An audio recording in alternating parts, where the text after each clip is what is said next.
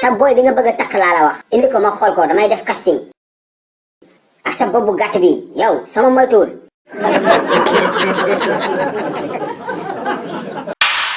ah nijaay Malick moom yàgg na di boobu ba léegi ñu koy xaar. dina ñëw de xale yu jigéen ñi de bu ñuy seeti seen goro yi seen defaru du jeex.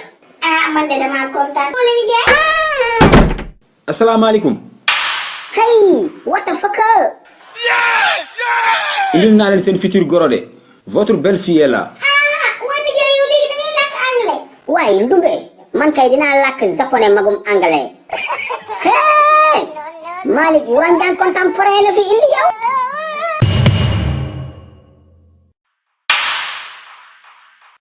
goro na nga def. koo naan goro yow duma sa goro de. waaye noppi nga naan duma sa goro ak sandel bu ngande bi. an sam xol. kuy sa xol yow. xamoo ko sa doom Malick mooy sama xol.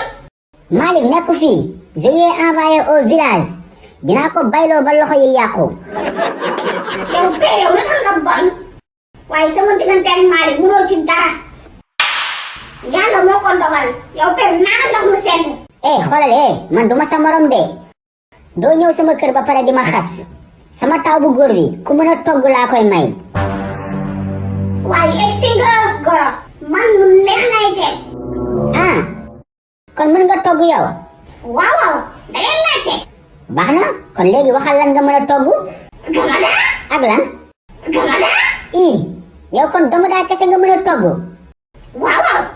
domodaa jën wala domodaa bulet. domodaa kecax nga may naan. domodaa cecax.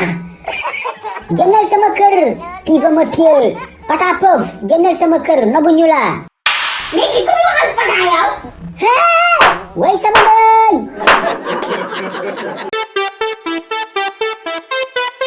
tey demi-finale bi du yomb de dafay tàng jër.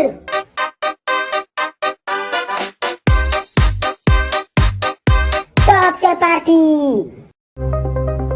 Que signifie le sigle ONG? Oui, Fatou. L'ONG signifie organisation non gouvernementale. Bien sûr, organisation non gouvernementale. 5 points pour Fatou. Deuxième question collective.